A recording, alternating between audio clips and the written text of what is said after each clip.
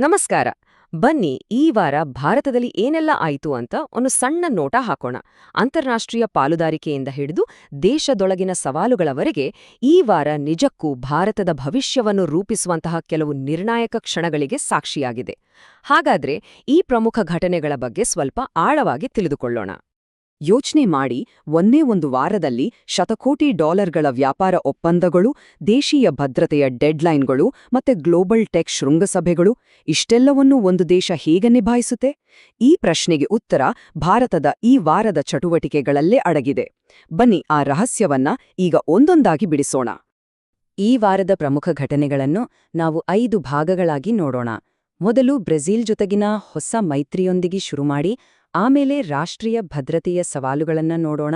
ಅದಾದ ಮೇಲೆ ಭಾರತದ ಎಐ ಕ್ಷಣ ಮತ್ತು ಜಾಗತಿಕ ವ್ಯಾಪಾರದಲ್ಲಿ ಭಾರತದ ಪಾತ್ರ ಏನು ಅಂತ ತಿಳಿದುಕೊಂಡು ಕೊನೆಯಲ್ಲಿ ಜಾಗತಿಕ ವೇದಿಕೆಯಲ್ಲಿ ಭಾರತದ ಸ್ಥಾನದ ಬಗ್ಗೆ ಮಾತಾಡೋಣ.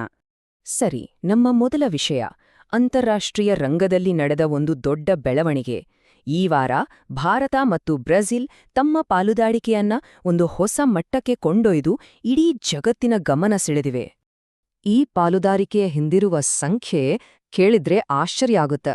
ಬರೋಬ್ಬರಿ $20 ಬಿಲಿಯನ್. ಹೌದು, ಮುಂದಿನ 5 ವರ್ಷಗಳಲ್ಲಿ ಭಾರತ ಮತ್ತು ಬ್ರೆಜಿಲ್ ನಡುವಿನ ವ್ಯಾಪಾರ ಈ ಗುರಿಯನ್ನು ಮುಟ್ಟಲಿದೆ. ಇದು ಒಂದು ಮಹತ್ವಾಕಾಂಕ್ಷೆಯ ಗುರಿಯನ್ನೋದ್ರಲ್ಲಿ ಸಂಶಯವೇ ಇಲ್ಲ. ಆದ್ರೆ ಕೇಳಿ, ಈ ಒಪ್ಪಂದ ಕೇವಲ ಅಂಕಿಅಂಶಗಳಿಗೆ ಸೀಮಿತವಾಗಿಲ್ಲ.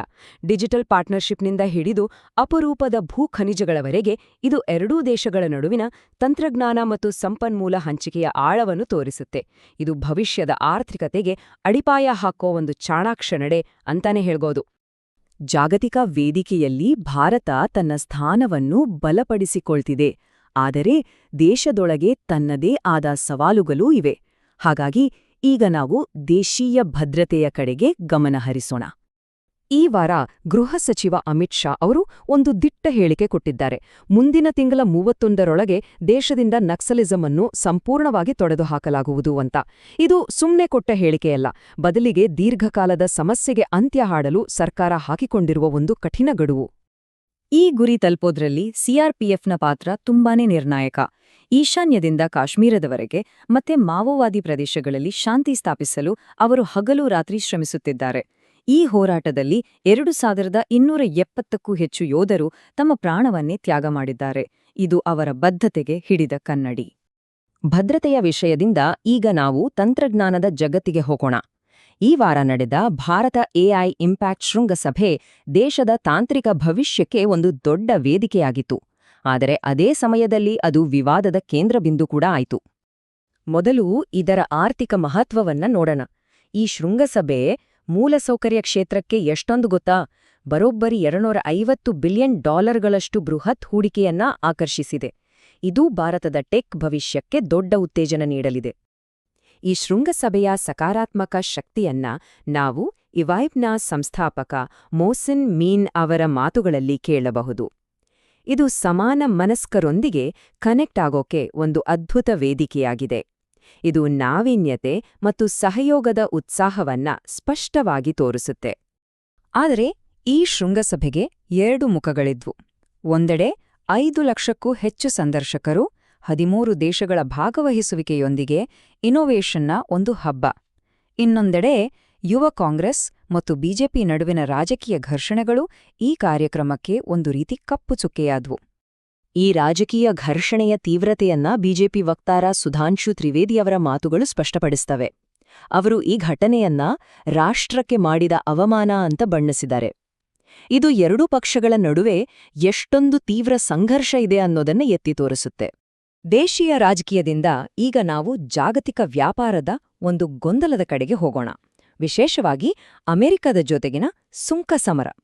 ಅಮೆರಿಕದ ಸುಂಕ ನೀತಿ ಒಂದು ರೋಲರ್ ಕೋಸ್ಟರ್ ಸವಾರಿಯಂತೆ ಇತ್ತು ನೋಡಿ. ಮೊದಲು ಟ್ರಂಪ್ ಜಾಗತಿಕ ಸುಂಕಗಳನ್ನ ವಿಧಿಸಿದ್ರು. ಆದರೆ ಯುಎಸ್ ಸುಪ್ರೀಂ ಕೋರ್ಟ್ ಅದನ್ನ ರದ್ದು ಮಾಡಿತು. ತಕ್ಷಣವೇ ಟ್ರಂಪ್ ಮತ್ತೊಂದು ಹೊಸ ಸುಂಕವನ್ನ ಘೋಷಿಸಿದ್ರು.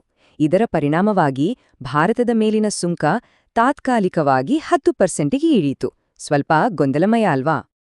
ಈ ಕಾನೂನು ಹೋರಾಟದಲ್ಲಿ ಒಂದು ಇಂಟ್ರೆಸ್ಟಿಂಗ್ ಸಂಗತಿ ಇದೆ. ಈ ಐತಿಹಾಸಿಕ ವಿಜಯದ ಹಿಂದಿರುವ ಚಾಲಕ ಶಕ್ತಿ ಭಾರತೀಯ ಮೂಲದ ವಕೀಲ ನೀಲ್ ಕತ್ಯಾಲ್. ಕೊನೆಯದಾಗಿ ವಿಶ್ವ ವೇದಿಕೆಯಲ್ಲಿ ಭಾರತದ ಹೆಚ್ಚುತ್ತಿರುವ ಪ್ರಭಾವದ ಬಗ್ಗೆ ಗಮನಹರಿಸೋಣ. ವಿಶೇಷವಾಗಿ ವಿಶ್ವಸಂಸ್ಥೆಯಲ್ಲಿ ಸುಧಾರಣೆಗಾಗಿ ಅದು ನಡೆಸುತ್ತಿರುವ ಹೋರಾಟದ ಬಗ್ಗೆ. ವಿಶ್ವಸಂಸ್ಥೆಯ ಭದ್ರತಾ ಮಂಡಳಿಯ ಸುಧಾರಣೆಗಾಗಿ ಭಾರತದ ಧ್ವನಿ ಈಗ ಇನ್ನಷ್ಟು ಗಟ್ಟಿಯಾಗಿದೆ. ಭಾರತದ ಖಾಯಂ ಪ್ರತಿನಿಧಿ ಯೋಜಾ ಪಟೇಲ್ ಅವರ ಮಾತುಗಳಲ್ಲೇ ಹೇಳೋದಾದ್ರೆ, ಜಾಗತಿಕ ಸಹನೆ ಮುಗಿದಿದೆ. ಅಂದ್ರೆ ಖಾಯಂ ಸದಸ್ಯತ್ವದ ವಿಸ್ತರಣೆ ಇನ್ನು ಮುಂದೆ ಕೇವಲ ಒಂದು ಬೇಡಿಕೆಯಲ್ಲ, ಬದಲಿಗೆ ಅದು ಅನಿವಾರ್ಯ ಅಂತ ಭಾರತ ಪ್ರತಿಪಾದಿಸುತ್ತಿದೆ. ಈ ಎಲ್ಲ ರಾಜಕೀಯ ಮತ್ತು ಆರ್ಥಿಕ ಚರ್ಚೆಗಳ ನಡುವೆ ಕ್ರೀಡಾ ಜಗತ್ತಿನಲ್ಲೂ ಭಾರತ ಸದ್ದು ಮಾಡ್ತಿದೆ. ಟಿ20 ವಿಶ್ವಕಪ್ನಲ್ಲಿ ಭಾರತ ತನ್ನ ಅಭಿಯಾನವನ್ನ ದಕ್ಷಿಣ ಆಫ್ರಿಕಾ ವಿರುದ್ಧ ಪ್ರಾರಂಭಿಸಲು ಸಜ್ಜಾಗಿದೆ. ಈ ಎಲ್ಲ ಘಟನೆಗಳನ್ನು ಗಮನಿಸಿದಾಗ ಒಂದು ಪ್ರಶ್ನೆ ಮೂಡುತ್ತೆ: ಭಾರತನ ಭವಿಷ್ಯವನ್ನ ಯಾವುದು ನಿರ್ಧರಿಸುತ್ತೆ? ನಮ್ಮ ಆರ್ಥಿಕ ಪಾಲುದಾರಿಕೆಗಳೇ, ತಾಂತ್ರಿಕ ಪ್ರಗತಿಯೇ, ಅಥವಾ ಜಾಗತಿಕ ವೇದಿಕೆಯಲ್ಲಿ ನಮ್ಮ ಬಲಗೊಳ್ಳುತ್ತಿರುವ ಧ್ವನಿಯೇ?